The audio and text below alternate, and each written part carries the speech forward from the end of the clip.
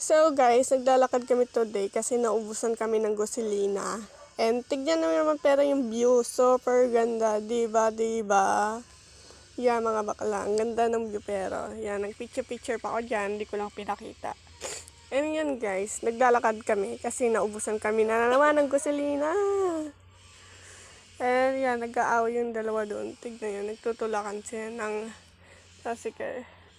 Nagagas si mama ko kasi naubusan kami ng gasolina dyan.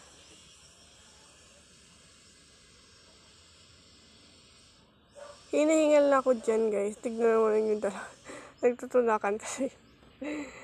Yung kapatid ko kasi na marunong sukat-sukat pa nalalaman. Naubusan rin ng gasolina. Ayun guys, nagtutulakan kaming tatlo dyan sa tricycle namin. Kasi naubusan kami ng gasolina. Tawa-tawa pa ako dyan kasi nagalit yung nanay ko dyan. Yun guys, nagwawala yung aking nanay kasi tignan mo naman, naglalkamo na siya dyan, nagsisigaw-sigaw na siya dyan.